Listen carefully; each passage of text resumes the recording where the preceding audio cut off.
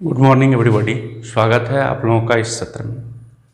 आज हम लोग पढ़ेंगे capacitance of A cylindrical capacitor, बेलनाकार संधारित्र की धारिता। अब इसके अंदर दो, जिस तरह से आप स्फेरिकल कैपेसिटर के अंतर्गत पढ़ चुके हैं कि स्फेरिकल कैपेसिटर में दो हॉलो स्फेयर होता था जो कंसेंट्रिक होता था, तो सेम चीज़ यहाँ है। दो सिलेंडर है जो कोएक्सियल है, मतलब उनकी एक्सिस एक ही है। जो इनर सिलेंडर है उसकी रेडियस R1 है, जो आउटर सिलेंडर है उसकी रेडियस R2 है। इन दोनों सिलेंडर की लंबाई L है। और यहाँ एक चीज मेंशन किया हुआ है कि ये जो सिलेंडर की लंबाई L है यह दोनों के रेडियस से बहुत बड़ी है। That means L much greater than R1 and R2। ऐसा इसलिए कि यदि यह L इन दोनों सिलेंडर के रेडियस के कंपैरिजन में बहुत बड़ी होगी तो इसको हम लोग एक वायर जैसा कंसीडर कर पाएंगे। और जो हमारा फार्मूला है, एक वायर जिसकी लीनियर चार्ज डेंसिटी लैम्डा हो, उससे r डिस्टेंस पर इलेक्ट्रिक फील्ड इंटेंसिटी की जो फार्मूला था 2k lambda by epsilon 2k lambda bye r, ये फार्मूला हम लगा पाए। अब सबसे पहले ये जो हमारा इनर सिलेंडर है इसके आउटर सरफेस पर +q चार्ज यूनिफॉर्मली डिस्ट्रीब्यूटेड है, जिसके कारण से इसकी linear charge density plus lambda है।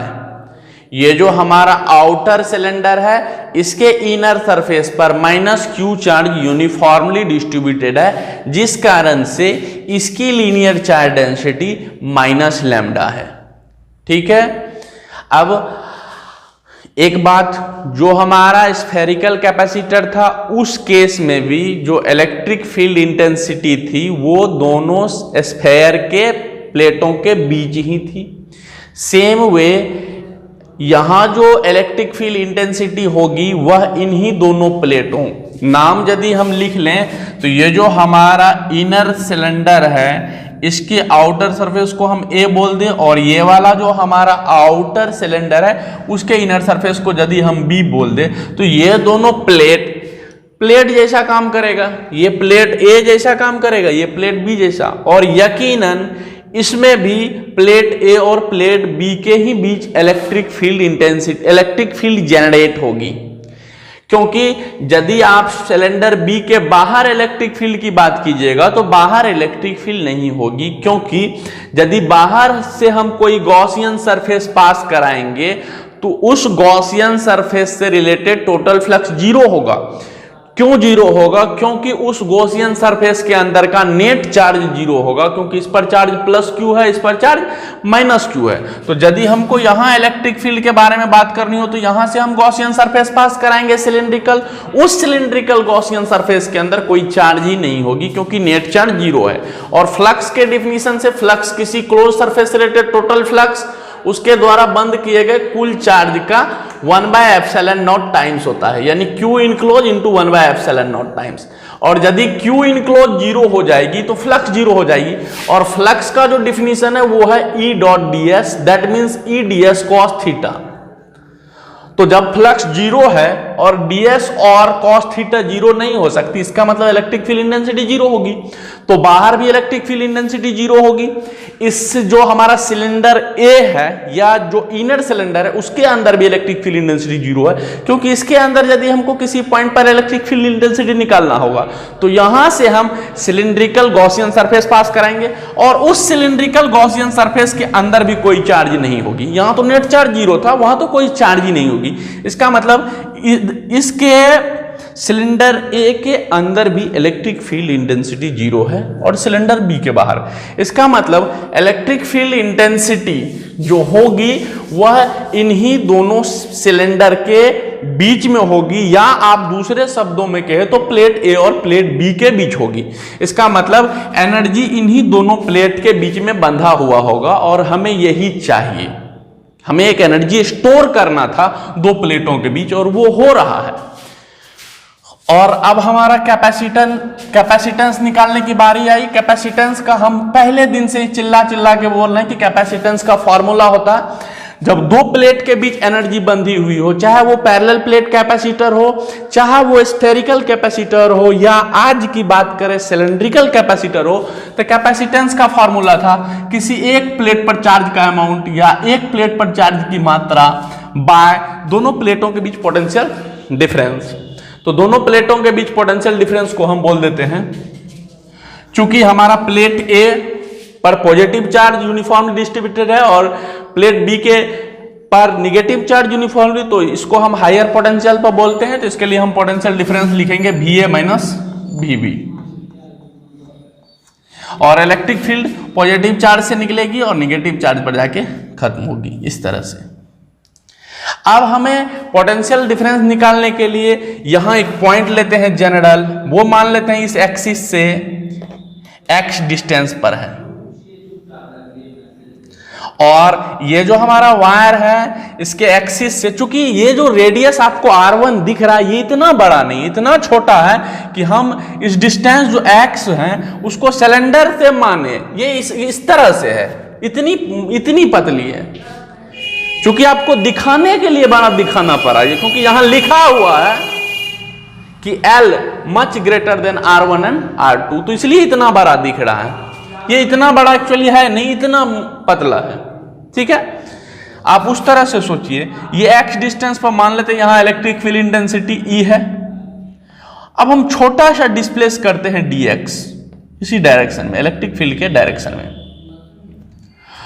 तो अब इलेक्ट्रिक फील्ड इंटेंसिटी होगी कितनी, इस जो हमारा सिलेंडर है या ये वायर जैसा है, क्योंकि L much greater than R1 R2, तो वो इलेक्ट्रिक फील्ड इंटेंसिटी हम आपको पहले पढ़ाए, वो होता है lambda by 2 pi epsilon not R, या होता है 2k लैम्डा बाय R।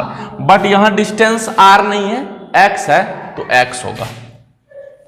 अब जो हमारा पोटेंशियल डिफरेंस का फॉर्मूला था वो था dV बराबर minus E dot ds, but यहां हम dx लिख रहे हैं इसलिए हम लिखेंगे dx। हम इसको सॉल्व करते हैं, minus E dot dx, dot product में आप जानते हैं A डॉट B होता है AB cos theta, E dot dx होगा E dx cos थीटा, तो हो जाएगा E dx cos theta. Theta दोनों के बीच एंगल दोनों सेम डायरेक्शन में 0 डिग्री होगी, cos 0 डिग्री की वैल्यू होती है 1, ठीक है। अब हम माइनस E की वैल्यू ऊपर से रख देते हैं, तो E की वैल्यू है 2k lambda bye x dx। Potential difference निकालने के लिए हम इंटीग्रेट करते हैं दोनों साइड dV, और इधर minus 2k lambda bye x dx। हमारा इंटीग्रेशन का लिमिट इधर होगा, यहां से यहां यदि हम चलेंगे तो ये VA और यहां VB, और हम रेडियस वाइज यदि चले तो यहां R1 से R2 चलेंगे।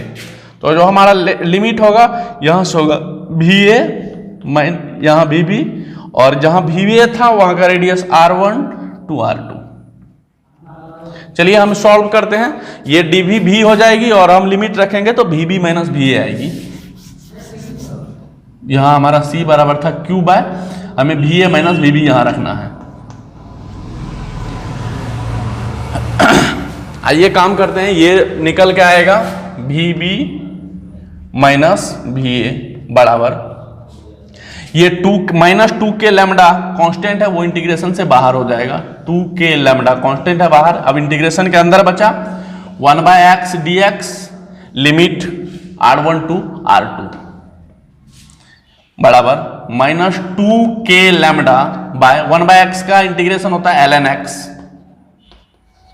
लिमिट रख रहे हैं हम R1 to R2 minus 2k lambda, यहां पहले हम x की जगह अपर वैल्यू रखेंगे या लिमिट रखेंगे ln x की जगह R2 minus ln R1। Minus 2k lambda. जिन्होंने लॉग का बेसिक प्रॉपर्टी पढ़ा वो नहीं पता होगा कि ln a minus ln b होता है ln a बाई b। तो ये हमारा फॉर्मूला आएगा ln R2 बाय R1, ठीक है। लेकिन आप देख रहे हैं कि हम जो यहाँ कैपेसिटेंस का फॉर्मूला निकाल, यहाँ पहले से पता है कि हमें कैपेसिटेंस होगा किसी एक प्लेट पर चार्ज का अमाउंट और दोनों प्लेट के बीच के potential difference. VA minus VB हमने इसलिए लिखा है कि हम इसको हायर पोटेंशियल पर मानते हैं, इसको लोअर पोटेंशियल पर। लेकिन जो हमें निकल के आया है वो आया है VB माइनस VA। तो यहाँ VA माइनस VB यदि हम इसको करेंगे तो ये माइनस साइन हटा देंगे, ठीक है। इसलिए हमारा VA माइनस VB क्या आया, 2k lambda ln R2 by R1। चलिए अब इस फॉर्मूले में हम Q के जगह रहने देते हैं, Q को VA माइनस VB की वैल्यू पुट करते हैं, जो हमारा आया है 2k lambda ln R2 by R1।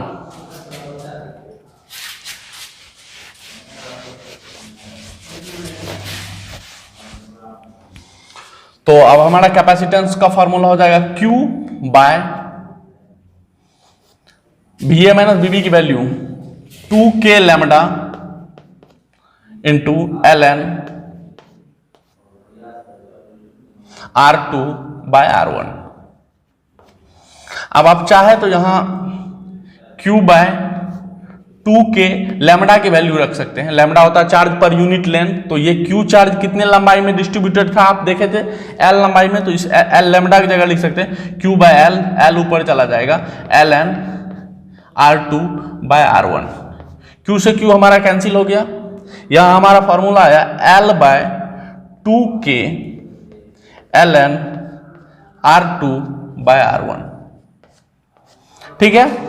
अब यदि आप वैक्यूम में काम करना चाहिएगा तो यहां k की वैल्यू रखिएगा 1/4 पाई एप्सिलॉन नॉट। और यदि आपको अदर मीडियम में काम करना हो या उन दोनों प्लेटों के बीच कोई ऐसा मीडियम डाला गया हो जिसकी रिलेटिव परमिटिविटी एप्सिलॉन r हो, तो हमारा दूसरा फॉर्मूला आएगा। तो हम दोनों स्थितियों में फॉर्मूला देख लेते हैं।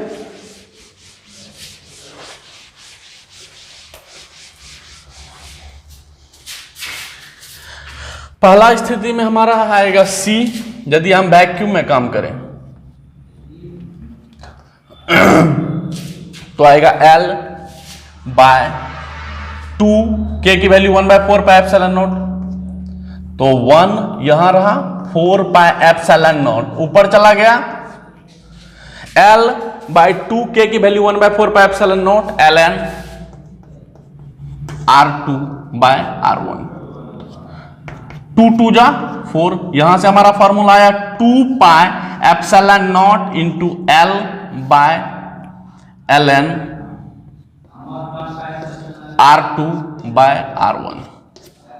सेम वे यदि आप लोग किसी मीडियम में काम कीजिएगा तो K की वैल्यू रखिएगा 1/4 pi epsilon nought into epsilon R, जहां एप्सिलॉन R उस मीडियम की रिलेटिव परमिटिविटी है जो उन दोनों प्लेटों के बीच डाला गया है। तो हमारा C मीडियम आएगा। यदि हम उसी प्रोसेस में काम करें 2 pi epsilon nought into epsilon R into L by ln R2 by R1।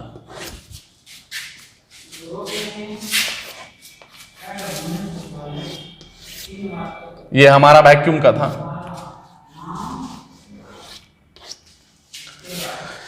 ये था आज का हमारा topic, capacitor of A cylindrical capacitor, बेलनाकार संधारित्र की धारिता। आप फॉर्मूला में जो चीजें मौजूद हैं आप उसे देखना चाहें तो ये 2 पाई एप्सिलॉन नॉट तो आपको पता है, एप्सिलॉन R पता है, एप्सिलॉन नॉट वैक्यूम की परमिटिविटी है, परमिटिविटी ऑफ फ्री स्पेस या वैक्यूम, यह है रिलेटिव परमिटिविटी ऑफ मीडियम, उस मीडियम की रिलेटिव परमिटिविटी जो दोनों प्लेटों के बीच रखा गया है। L है वो जो हमारा बेलनाकार संधारित्र था या सिलेंड्रिकल कैपेसिटर था उसकी लंबाई, ये ln R2 है आउटर सिलेंडर की रेडियस और R1 है इनर सिलेंडर की रेडियस। ये था आज का हमारा टॉपिक। आशा करता हूं कि आपको जो हमने आज पढ़ाया उसमें बहुत मजा आया हो, और यदि बहुत मजा आया हो तो यकीनन आप इसे अपने दोस्तों के साथ शेयर करेंगे। और हमारा चैनल जो YouTube पर श्री कृष्णा क्लासेज मधेपुरा के नाम से मौजूद हैं उसे सब्सक्राइब करेंगे और इसी तरह की वीडियो आपको लगातार मिलते रहे उसके लिए आप बेल आइकन को दबाएंगे। धन्यवाद। That's it.